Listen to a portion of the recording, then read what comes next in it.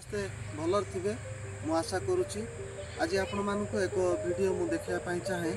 ଦେଖନ୍ତୁ, ଜଣେ ଲୋକ ସିଏ ବର୍ତ୍ତମାନ ସମୟରେ ଟମାଟୋ ଚାରାକୁ ପକାଇଛନ୍ତି। ଆଉ ଏତେ ସୁନ୍ଦର ହେଇଛି ଏ ଗଛ ଗୁଡ଼ାକ। ବର୍ତ୍ତମାନ ଲଗାଇବାର ସମୟ, ସେମାନେ ନିଶ୍ଚିତ ଆଗକୁ ଲଗାଇବେ। ତା ସହିତ ଇଏ ଶାଗ ପକାଇଛନ୍ତି, ଖଡ଼ା ଶାଗ।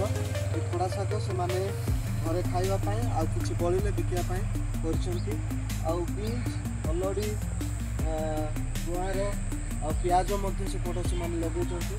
ଆଉ ସେ ବୁଢ଼ୀମା ଜଣକ ଏପଟ ଆଉ ବିନ୍ସ ଲଗା ହେଇଛି, ସେ ବିନ୍ସ ଗୁଡ଼ାକ ସଫା କରୁଛନ୍ତି ଏ ବୁଢ଼ୀମା ଜଣକ।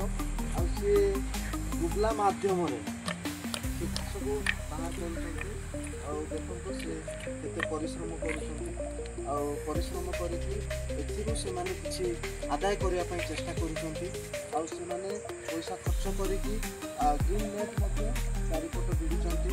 ଆଉ ସେ ଏଇ ବଗିଚାରେ କୌଣସି ସାର ପ୍ରୟୋଗ କରାଯାଏ ନାହିଁ, କେବଳ ଜୈବିକ ଖତ ମାଧ୍ୟମରେ ଏ ବଗିଚାକୁ ସେମାନେ ପ୍ରସ୍ତୁତ କରନ୍ତି। କାରଣ ସେମାନେ ଏଇ ବଗିଚାରୁ ଯାହା ବାହାରେ ସେଥିରେ ସେମାନେ ଖାଆନ୍ତି।